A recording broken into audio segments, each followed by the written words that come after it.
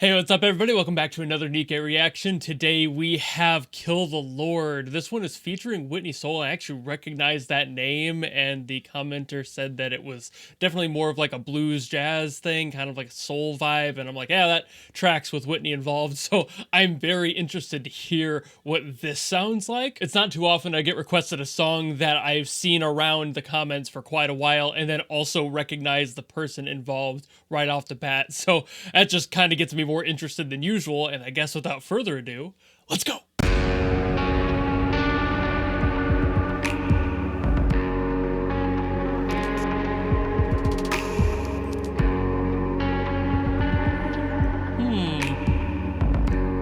Not feeling too, like, blues jazz what I was expecting.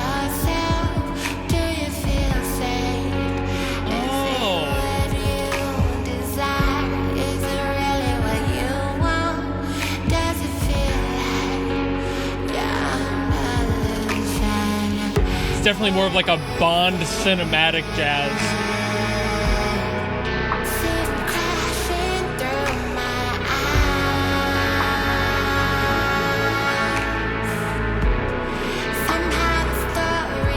Not the sound I was expecting, but ooh.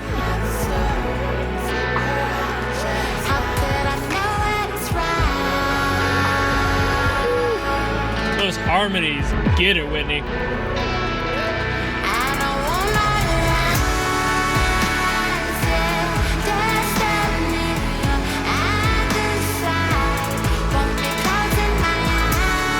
I wouldn't even call this jazz. I thought it might shift into that, but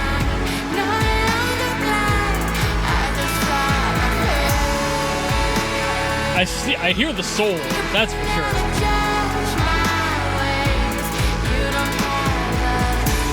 But it's like not jazzy, not bluesy, definitely cinematic, but kind of its own thing. It's got more of like an R&B backing to it.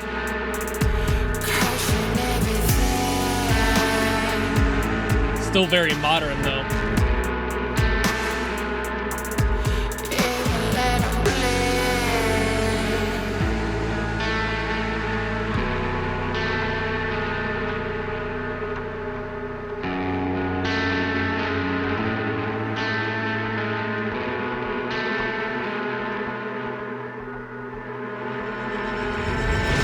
Ooh, I like that little reverse there at the end. Figuring out exactly what I would call this genre, given all the influences that are involved, is very difficult, but I tend to call this trailer music because that's kind of the vibe they're going for. This sort of cinematic approach. There is a little bit of jazz in there, definitely some R&B flair. It's like there's just a little bit of everything in this, and that can borrow from a lot of like modern and classical genres as well. So like you can even get the like hip-hop drums that were in there, that sort of hi-hat pattern that was being played out. There's just a little bit of everything in here. The way these are composed are almost entirely to create tension and have that sort of like air of mystery and potential behind them. And composers have used it for things like that, even just remixing existing songs. Like my favorite example is Sweet Dreams by the Eurythmics was remade for the Sucker Punch trailer many years back, and that's one of my favorite examples of like rearranging a song into a completely different feel. Some of them want to use you.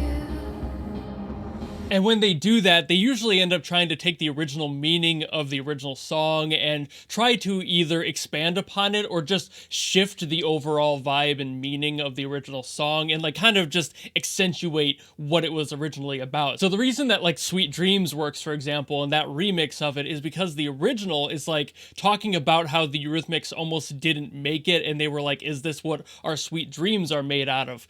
Is this really what we're fighting for? Can we keep going like this? It was kind of a dark message underneath everything. But then when it was re-recorded and recreated for the Sucker Punch trailer, they wanted to accentuate that like emotional background a little bit. They wanted to add some more truly darker tone to it because there's still that air of failure in that movie and the overall story being told there. They want you to feel a little helpless because that's kind of a core part of one of the main characters. No spoilers if you haven't seen a movie from like, what, 2008? But the point is that exact thing is kind of what this song, Kill the Lord, chord is trying to do. It's trying to get you involved in the character's like mindset here. They want you to feel all that emotion, and in this case with the lyrics talking about basically this character being tired of somebody's bullshit and wanting to kind of fight back or retaliate in some way, shape, or form for it. So that's what the song is doing, and that heavy emotional undertone to this entire instrumental is doing that phenomenally well. It's just grabbing onto that emotion, that like raw, just subtle bubbling anger under the surface,